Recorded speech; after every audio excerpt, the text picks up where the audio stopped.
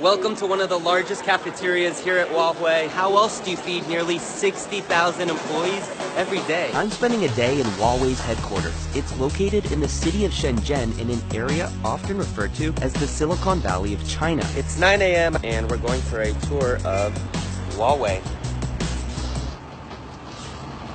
Where is it?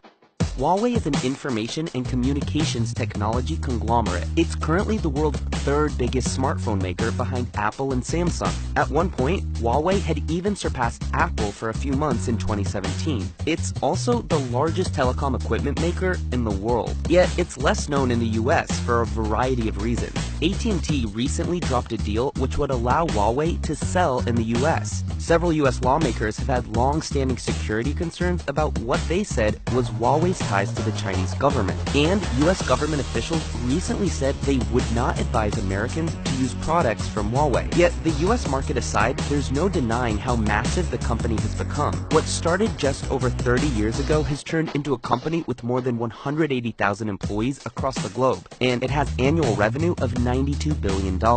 So what's it like inside one of China's massive tech companies? The campus is sprawling with these kind of vans that take employees from section to section in and around the campus.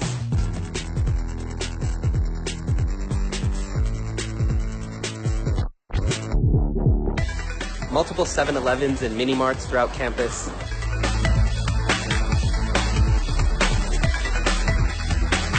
It's 12:20 right now and this cafeteria in Huawei is packed.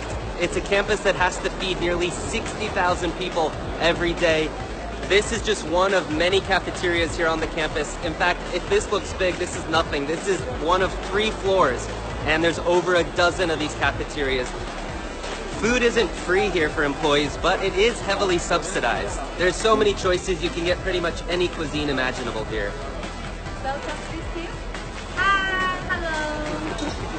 At these registers, no one uses cash. China is moving toward a cashless society, so it makes sense that people here are using mobile phones to pay. I don't see anybody else with cash. The cost of my lunch was about $2.50. It's time to eat. In parts of China's corporate culture, an afternoon nap is considered completely normal. And sure enough, after lunchtime, I see a number of employees getting some shut-eye. There's a lot of symbolism throughout the campus. One of them is these black swans. There's 3 of them on the campus, which I'm told is meant to symbolize non-complacency within the corporate culture. Huawei says 45% of their employees are engaged in some form of research and development. On this side of the lake, you'll see some villas. These are used for meetings, for executives, for partners, for out-of-town guests. Sometimes you'll find things on this campus that seem a bit random. I'm in a stationary train right now.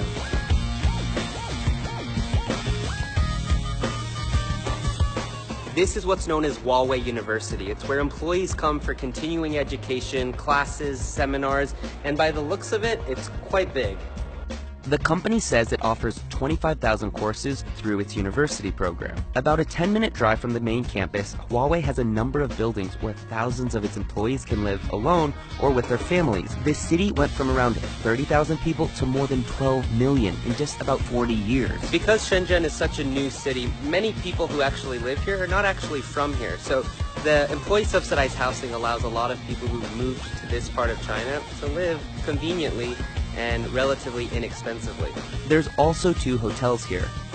On the ground floor here, you have a daycare, coffee shop, massage place, grocery store, pretty much anything you can think of. This is presumably empty because, well, it's 2 in the afternoon. Everyone is likely at work. And there's enough services and shops between here and the campus that some employees pretty much never even need to leave the Huawei ecosystem.